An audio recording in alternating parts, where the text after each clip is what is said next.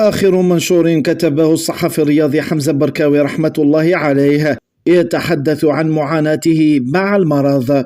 سكانير في الجزائر من المستحيلات السبع، حقك البسيط كمواطن يحرمونك منه ويبعثوك لموعد من 10 أيام إلى 3 أشهر دون رحمة ولا شفقة. رغم حاجة المستعجلة لسكانير، ورغم أنني صحفي تعرض للملاريا في مهمة عمل مع المنتخب الوطني، لكن دون جدوى. واحد ما سمع بك حتى وأنت معروف، لكن المعرفة أقوى مني ومنك.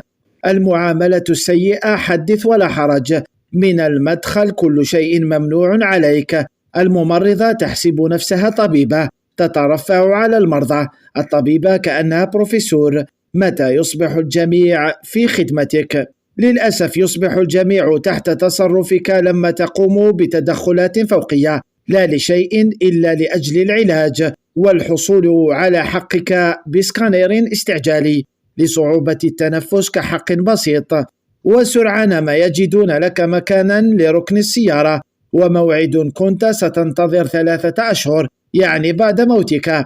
عموما هذا ما عشته كمواطن بسيط، ولم أجد يد العون من كل الذين قصدتهم، لكن الحمد لله ربي سخر لنا الرجال. صدقوني، العالم داخل المستشفيات غريب ومختلف.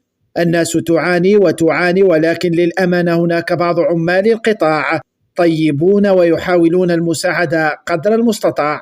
أصبحت أشعر بأنني عبء على أفراد عائلتي وعلى زملائي في العمل، لأنني تعبت كثيرا وأصبحت غير قادر على تلبية واجباتي على أكمل وجه، رغم أنهم صابرين معي. لكن صدقوني، المرض غير حياتي منذ رحلة الكاميرون المشؤومة. أنا لست بركاوي السابق النشيط والأكول والبشوش. أنا شخص مريض دائما بالحمى ومرهق، وأطلب فقط دعواتكم. وأستغل الفرصة لشكر زملائي وأصدقائي وأقاربي الذين استفسروا عني.